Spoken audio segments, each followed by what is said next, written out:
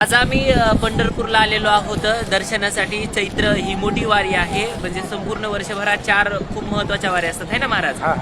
आषाढी, कार्तिकी, माघ आणि ज्याला माघवारी म्हणतो आपण, आणि ही चैती म्हणजे अर्थातच चैत्र महिन्यातली ही शुक्ल एकादशी आहे। आणि याचं महात्म्य फार असते, तुम्ही पाहू शकता गर्दी, तिकडच्या गर्दी बघू शकता तुम्ही। आणि ज्याच्या माध्यमातून आज बऱ्याच वारकऱ्यांचं दर्शन सुद्धा होत नाही बरं का। म्हणजे भारतातलं नव्हे तर जगभरातलं एक असं एकमेव संस्थान आहे, देवस्थान आहे, जिथं आलेला वारकरी हा त्याला पांडुरंगाच्या दर्शनाशिवाय काय घेणं देणं नाही। मग तुम्ही म्हणता ना असं कसं काय? नाही, दर्शन नाही झालं तरी हरकत नाही, पण चंद्रभागेची स्नान व्हायला पाहिजे। सगळ्यात महत्वाची गोष्ट म्हणजे नामदेव पायरीचं दर्शन घेणं, नगर प्रदक्षिणा करणं, आणि नुसत्या कळसाचं जरी दर्शन घेतलं ना तरी त्याला विठुरायाच्या दर्शनाचं समाधान लाभतं। असं एकमेव म्हणजे हे देवस्थान असावा।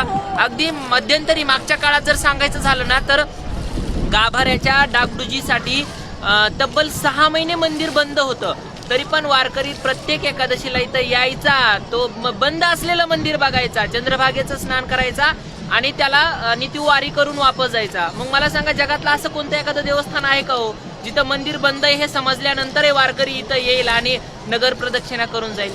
हे महात्म्य हे फक्त पंढरपूरचं आहे। तुम्हाला जगाच्या पाठीवर असं देवस्थान किंवा असं तीर्थक्षेत्र नंतर कुठंच भेटत नाही।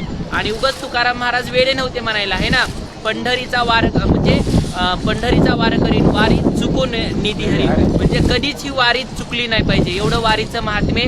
आणि फार असं म्हणतात ना, पंढरीची वारी आहे माझ्या घरी आणि अनेक नगरी तीर्थव्रत, एवढं म्हणजे फार नशिबवान समजतो आपण की आपल्या घरात पंढरीची वारी है ना।